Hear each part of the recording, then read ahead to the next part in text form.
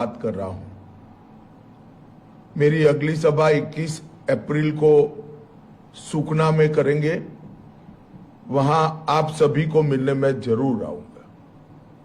आज आपके यहां मंच पर हमारे लोकप्रिय सांसद राजू बिस्ता जी है, राज्यसभा के सांसद श्री हर्षवर्धन सिंगला जी है, तेजस्वी सूर्या जी है, बिमल गुरुंग जी बैठे हैं, बुद्धिमन राय अध्यक्ष सीपीआरएम बैठे हैं, मेरे मित्र श्रीमान घिसिंग अध्यक्ष जीएनएलएफ बैठे हैं और श्री संजीत तमांग जिला अध्यक्ष भारतीय जनता पार्टी वो भी बैठे हैं।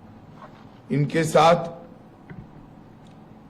नोमान राय दार्जिलिंग के हमारे प्रत्याशी, कुर्सियोंग के प्रत्याशी श्री सोनम लामा और कलीपोंग के प्रत्याशी श्री भरत कुमार छेत्री भी बैठे हैं।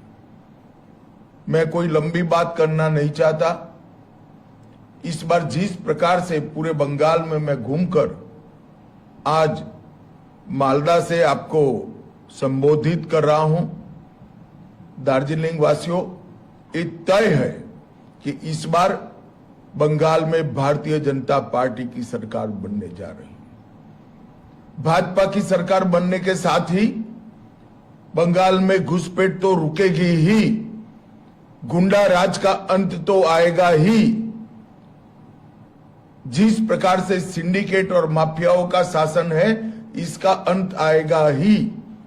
दार्जिलिंग की पहाड़ियों पर हजारों गोरखाओं पर हजारों गलत केस कर पुलिस राज जो स्थापित किया है, इसका भी अंत आएगा।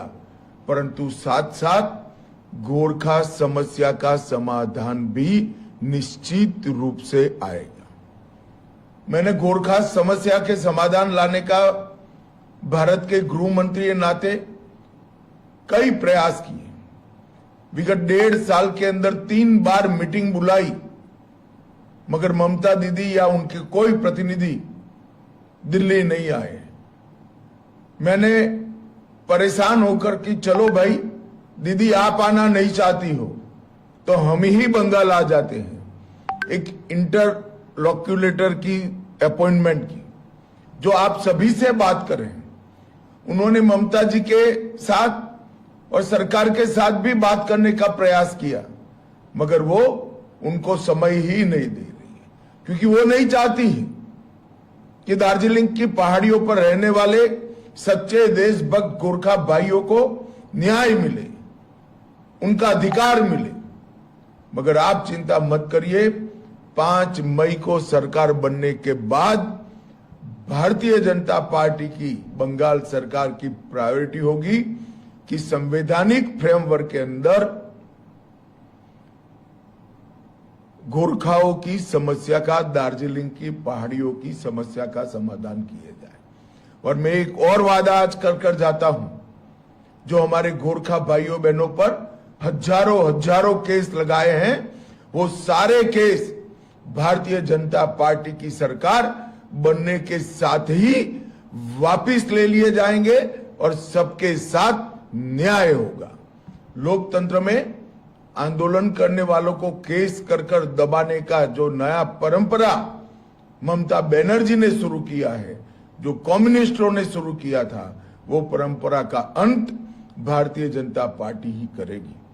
मैं जब अगली सभा में 21 अप्रैल को आऊंगा, तब पहाड़ के लिए विकास का रोड मैप, गोरखा भाइयों बहनों के लिए अनेक प्रकार की घोषणाएं मैं वहीं करूंगा।